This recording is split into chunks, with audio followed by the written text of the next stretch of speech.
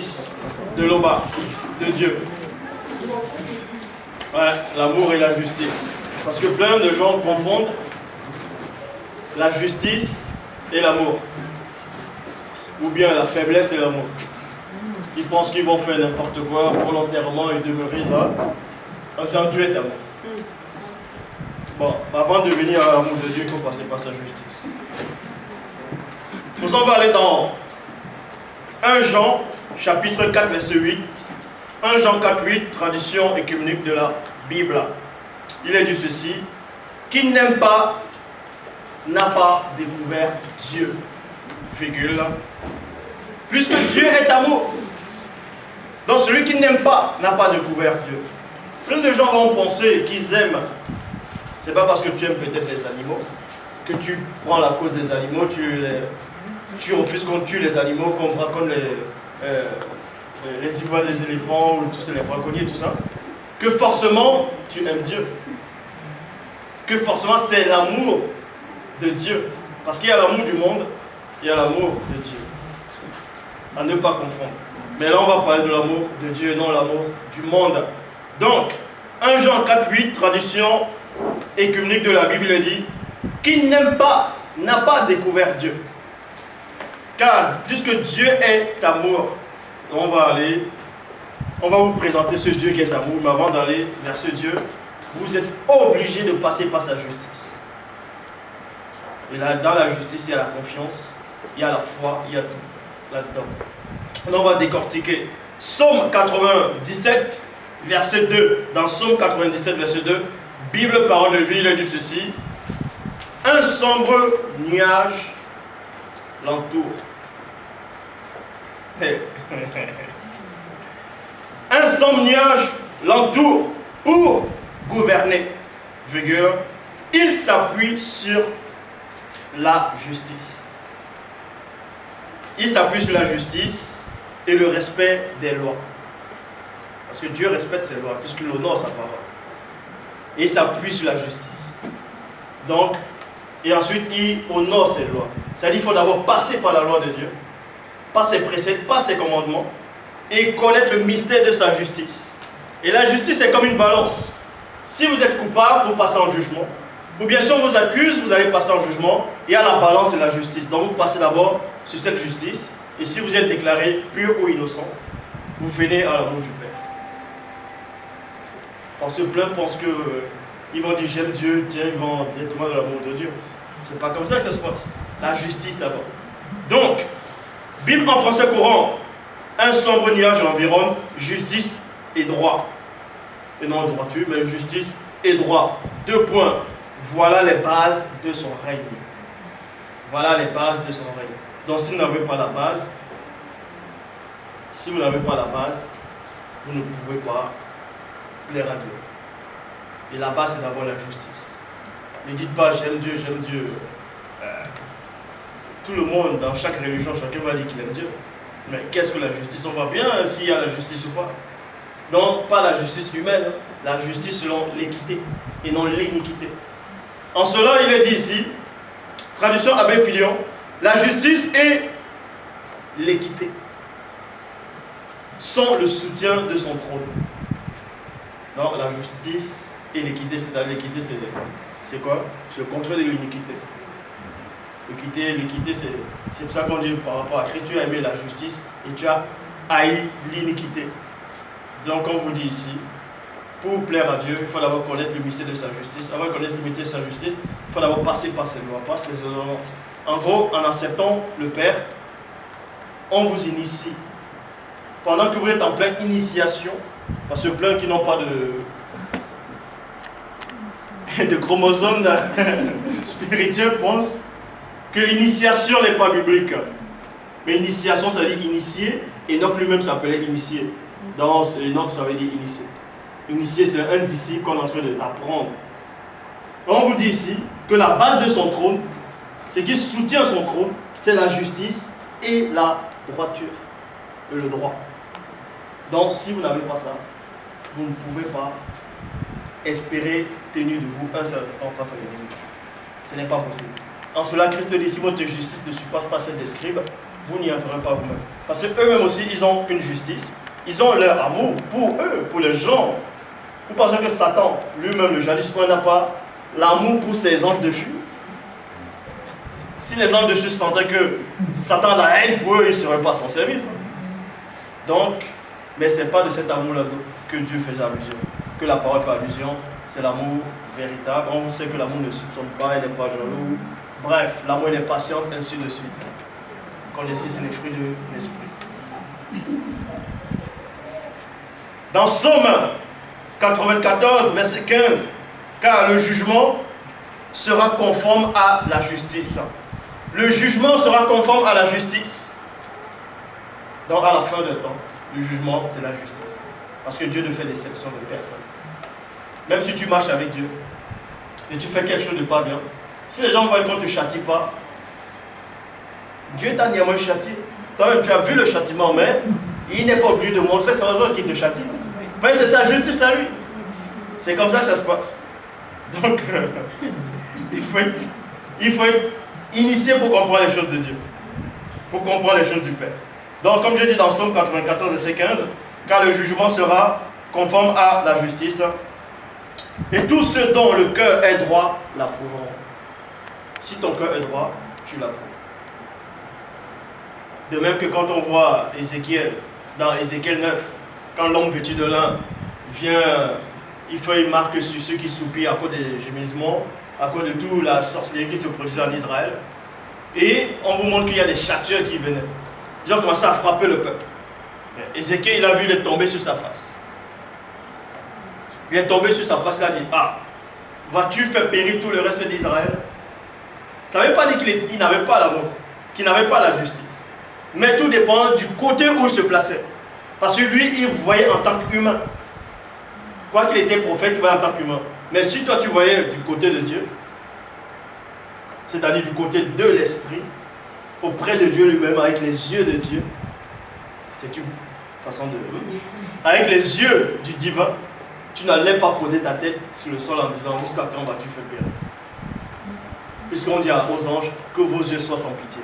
Parce que là c'était la justice. Ils pratiquaient la sorcellerie extrême. Et ça ne passe pas devant le Père. Et tous ceux qui sont droits approuvent cela. Ça ne veut pas dire qu'Ézéchiel n'était pas droit. Mais sauf que il ressentait les sentiments humains à cet instant-là. De même que quand vous voyez, pour ceux qui ont dû voir l'émission sur les animaux, un lion qui bouffe peut-être un zèbre, d'autres disent, ah le lion il est puissant, il attrape les zèbres. Alors si vous voyez un lion bouffer un homme, vous n'avez pas dit la même chose. Ça va vous faire drôle. Ça va vous faire quelque chose en vous. Parce que vous êtes de la même race que cet homme. De même que Ézéchiel était un homme, il ressentait la souffrance des hommes. Or, si tu es esprit, tu ne verras pas la même façon. C'est pour ça que quand il y a des situations, quand il y a des problèmes entre vous, arrêtez d'abord de raisonner de vous-même, sortez d'abord de votre propre condition, examinez l'affaire autrement. Mais si vous restez sur votre position, vous allez tout avoir raison, l'autre avoir raison, et ça n'aboutira pas.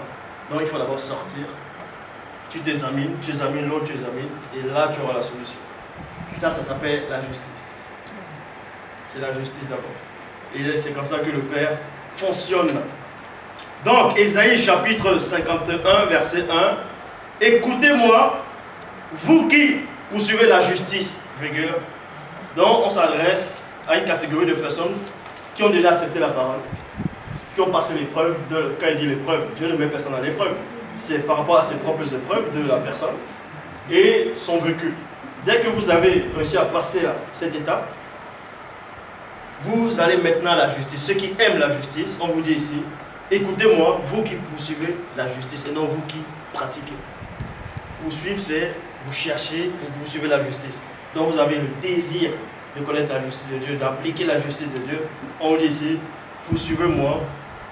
Écoutez-moi plutôt, vous qui poursuivez la justice, qui cherchez le bas, portez les regards sur le rocher d'où vous avez été taillé, sur le creux de la fosse d'où vous avez été tiré. Donc, porter le regard à Dieu, ça veut dire quoi? Il faut méditer, il faut réellement méditer sur la nature de Dieu. Pas que vous ne pouvez pas réellement comprendre le mystère de la nature de Dieu. Vous allez comprendre le mystère de la nature de Dieu par sa parole. Donc, sa parole vous révèle une facette de Dieu. Et c'est cette facette-là dont vous devez suivre et appliquer. En cela, vous serez purs. Ça, c'est sa justice. On vous montre comment marcher avec le Père. Et ensuite, on vous dit, dans Ésaïe 59, au verset 17, traduction Samuel Kael, il est dit, il se revêt de la justice comme d'une cuirasse. Quoique rien ne contient le Père, mais c'est une parole plutôt, c'est une représentation symbolique. On vous montre ici que Dieu se revêt de la justice comme une cuirasse. Et la cuirasse, ça protège le torse, ça protège, ça fait partie des armes. Et donc Dieu se revêt de la justice. Ça veut dire qu'en fait, revêtir ici, ça ne veut pas dire que Dieu va forcément porter, parce que Dieu ne porte pas les choses. C'est la base de son trône. Il parle ici de la base de son trône. Pour ça, Éphésiens chapitre 6 au verset 14, il est dit, tenez donc ferme. 2 points. Parce que quand Dieu vous donne ses lois, vous allez peut-être dire, comme dans Deutéronome, il est dit, il ne faut pas que tu dises c'est de l'autre côté de la mer, qui c'est qui va aller, vous allez partir avec le sous-marin, avec quoi non. Est-ce que c'est aussi, qui c'est qui va aller aussi pour aller le chercher? Les lois que Dieu te donne, ce n'est pas Dieu. Parce que Dieu ne va pas te donner des choses qui sont contraires à lui. Puisqu'on vous dit que Dieu, la base de son trône, c'est la justice. Ça veut dire qu'il sait c'est quoi la justice. Il a manifesté la justice. Dieu est la justice. Il est encore au-delà de ça. En cela, maintenant, il vous dit dans Éphésiens 6, 14, tenez donc ferme, ayez à vos reins la vérité pour ceinture, revêtez la cuirasse de la justice. Parce que ce sont les armes de Dieu. Parce que Dieu connaît ses armes, il sait ce qui est bon pour vous. Il sait ce qui est bon pour vous. De même que Christ dit, ne faites pas aux autres ce que vous ne voulez pas qu'on vous fasse. Dieu ne va pas vous donner des choses qu'il n'aimerait pas qu'on lui donne pas. Donc quand Dieu il manifeste la justice, parce qu'il trouve que c'est bon. Non pas parce qu'il trouve que c'est bon, c'est parce que c'est bon. C'est tout. Et ensuite maintenant, parce que Dieu est amour, il vous demande de porter cette justice. C'est parce qu'il est amour, il vous demande de porter ça. Vous savez ce que ça veut dire? Est-ce que vous savez ce que ça veut dire? Bon, je prends l'exemple. Vous êtes là, vous avez pris un appartement, vous avez aménagé un appartement, vous avez pris une télé qui a cette taille. Vous regardez, ça fait du bien. C'est un exemple. Hein? Vous regardez les enseignements dessus, vous êtes content. Après votre enfant ou bien quelqu'un de la famille, il y a les enceintes qui sautent à chaque fois. Mais, si ça vous fait plaisir, vous voulez aussi qu'il ressente le même plaisir. Donc forcément, si vous avez les moyens, vous allez donner les moyens, vous dites, allez, va prendre la même télé. Comme ça, le plaisir que je ressens, toi, tu dois le ressentir. Ça, c'est Dieu. Ça, c'est Dieu. En cela, il a dit, aime ton prochain comme toi-même.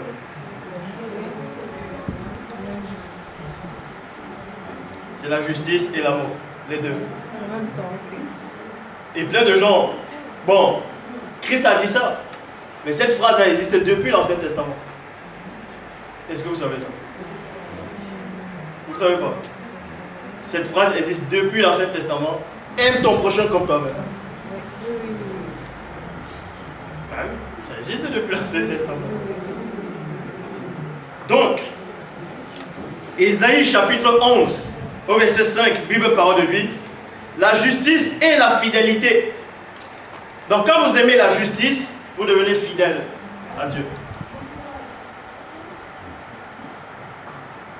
Puisque si vous allez constamment vers Dieu et que la base de son trône c'est la justice, forcément vous êtes fidèle, vous allez constamment essayer d'être fidèle. Donc, Ésaïe 11, 5, Bible parole de vie, la justice et la fidélité seront pour lui comme la ceinture qu'on porte sans cesse autour de la taille. Et la ceinture qui représente la vérité. La justice, la fidélité et la ceinture. C'est en cela où Christ dit celui qui persévérera jusqu'à la fin sera sauvé. C'est la parole qui sauve. Il faut être demeuré dans la justice. Dieu ne vous demande pas de faire des incantations, de faire comme les maîtres chinois là où tu portes le saut le matin, tu traverses tout un long. Non, c'est pas comme ça. C'est Ésaïe. Ésaïe 11, 5, Bible parole de vie. Ensuite, on vous dit dans Éphésiens 6, 11. Revêtez-vous de toutes les armes de Dieu. De toutes les armes de Dieu, afin de pouvoir tenir ferme contre les ruses du diable. Dieu vous aime tellement qu'il dit, oh, j'ai ça, mais je vais quand même vous faire partager ça aussi. Pour combattre celui-là. C'est parce qu'il vous aime. Hein? Il aurait pu garder ça pour lui. En disant, de toute façon, vous péchez comme vous respirez, allez, c'est bon. Faites ce que vous voulez. De toute façon, derrière vous allez voir. Vu que je suis Dieu. Mais non, parce qu'il est d'amour. Tu sais, quand tu as mis les poissons dans l'aquarium, quand tu les voyais, comment tu étais content. Voilà. Imagine alors Dieu. Comment l'homme à lui est tellement immense. Quand vous portez un bébé, une maman qui vient d'accoucher, quand elle regarde son enfant, et comment ça fait? 2 Corinthiens chapitre 10, versets 4 à 5. Car les âmes avec lesquelles nous combattons ne sont pas charnelles, mais elles sont puissantes par la vertu de Dieu. Ce sont les âmes de Dieu pour renverser les forteresses. C'est quoi les forteresses? C'est des grandes tours. Pour renverser les forteresses. Donc Dieu ne te donne pas pour renverser un tout petit, non? Puisque si tu veux renverser un plus petit, tu iras avec ta force. Mais il te donne des armes pour renverser les forteresses. Nous renverserons les raisonnements et toute auteur qui se lève contre la connaissance de Dieu. Et Dieu vous donne encore la capacité de défendre sa parole. Ça ne veut pas dire qu'il ne peut pas se défendre lui-même. Hein? C'est qu'il vous donne la capacité de défendre la parole parce qu'il agit, vous aussi vous devez agir. Donc il vous donne l'importance de savoir que vous faites partie de cette famille. Donc si vous faites partie de cette famille, si vous insultez Dieu, si quelqu'un insulte Dieu, on vous insulte aussi. C'est comme ça. Donc il vous donne les moyens de renverser les raisonnements, tout auteur qui vont s'élever contre la connaissance de Dieu, et nous amènerons toute pensée captive à l'obéissance de Christ. Toute pensée captive par l'ennemi. C'est pour ça que quand vous discutez avec quelqu'un de la parole de Dieu, n'allez pas dans les domaines où ils vont vous bloquer. N'allez pas sortir des choses dont vous ne maîtrisez pas. Mais laissez au moins aussi la parole vous assister. Ayez confiance en la parole. Quand vous allez parler de Dieu à quelqu'un, Dieu que moi je connais, l'homme que je connais ne permettra pas qu'on puisse vous confondre s'il voyait de la justice en vous. Vous allez à un moment argumenter, vous allez dire, waouh, pendant que vous êtes en train de parler, vous dites, mais ça vient d'où ça, cette connaissance que j'ai? Mais j'ai jamais appris ça. Et à l'intérieur, vous sentez le cœur, vous êtes content en même temps. C'est parce que Dieu est en train de vous glorifier dans ce moment. Il vous donne une gloire. Et là, vous êtes content en même temps, vous... Fiou, fiou. Et là, vous dites, mais l'attends qu'il parle là, mais il n'a même pas de connaissance. Donc, c'est comme ça que ça se passe. Actes des Apôtres, chapitre 20, verset 30, libre parole de vie. Et même parmi vous, certains se mettront à dire des mensonges, et ils entraîneront des disciples derrière eux. Derrière eux. Mais Satan, dès qu'il voit ça, l'harmonie, la porte la cisaille. Il n'aime pas ça. Il n'aime pas. Parce que là, le Christ dit, le royaume de Satan n'est pas divisé. Satan voit ça et dit, bon, mon royaume n'est pas divisé. Et lui, le Christ, il a compris ça. C'est pas bon ça, il va dire ça aux autres. Donc, si mon royaume n'est pas divisé, donc ça dit que si je divise les autres, ils ne tiendront pas. Donc il applique même la parole. Parce que quand Christ parle, le diable écoute. Il retient ce qui va l'avantage. Et il a. C'est comme ça. Paul le dit. Ne méprisez pas les prophéties, examinez toutes choses, c'est ce qui est bon. La preuve, pour ceux qui ne pensent pas, dans la tentation de Christ, Satan dit quoi? Il est écrit. Parce qu'il savait. Il a retenu ce qui était bon pour détruire.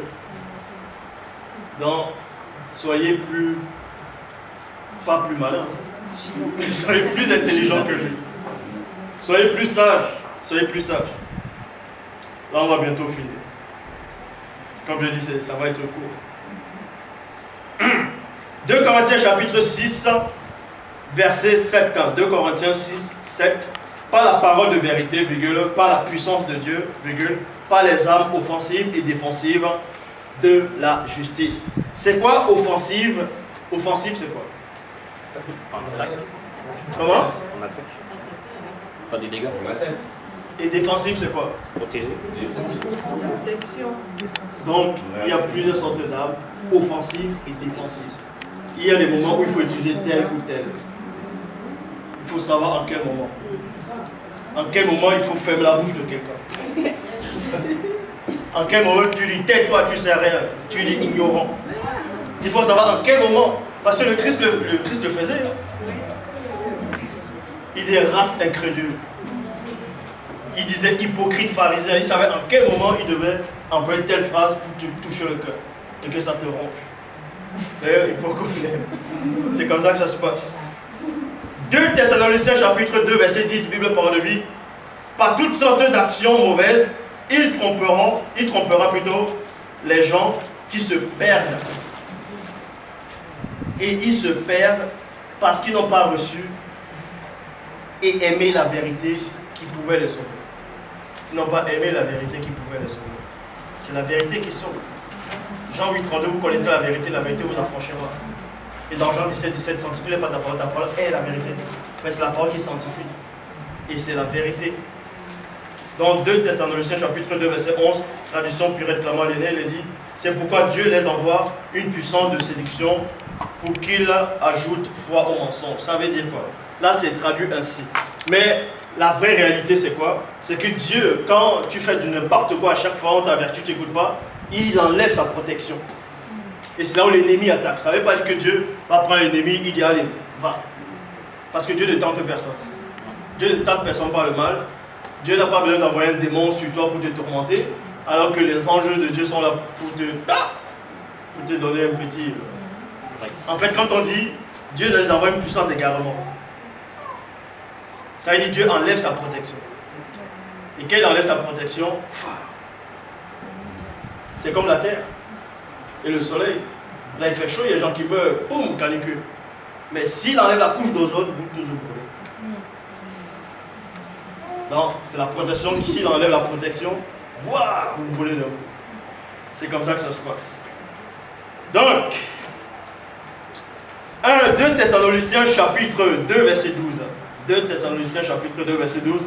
Bible seconde 21, il dit: afin que tous ceux qui n'ont pas cru à la vérité, mais ont pris plaisir à l'injustice, soient condamnés. Ont pris plaisir à l'injustice. Prendre plaisir à quelque chose, ça veut dire tu demeures dans la chose, tu aimes cette chose, tu as compris la chose, tu acceptes ça. Mais là, vu que tu as accepté, tu es condamné. Vu que la parole de Dieu, c'est la justice. Et cette parole-là, si tu rejettes sa parole, tu es condamné. C'est tout. Donc, 1 Jean 2, 5, Bible seconde 21, mais l'amour de Dieu est vraiment parfait en celui qui garde sa parole.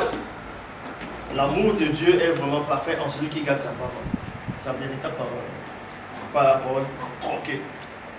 C'est en cela que nous reconnaissons que nous sommes de lui.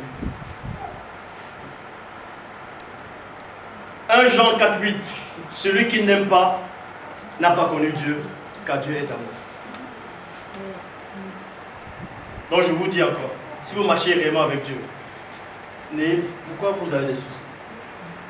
N'ayez pas peur. Hey. N'ayez pas peur. Je sais qu'en tant qu'humain, en tant que chair, c'est normal que l'on peut dire, je sais que Dieu existe, il est tout puissant, il est grand, il peut juste faire comme ça s'arrange. Mais allez au-delà de ce mais-là. Résistez à cette parole-là. Résistez à cette parole. La parole de Dieu, elle est consciente. Le fait de résister, vous allez avoir la révélation. Le fait de résister, parce que Paul le dit, vous n'avez pas encore résisté jusqu'au sang. Le sang qui représente l'âme. Vous n'avez pas encore vraiment résisté au désir de l'âme à fond. Résistez réellement, et dans cette résistance-là, vous allez voir la lumière. C'est un passage. C'est un passage. Il faut avoir confiance en Dieu. D'abord, il y a la foi. Après, au-delà de la foi, c'est la confiance. J'allais terminer.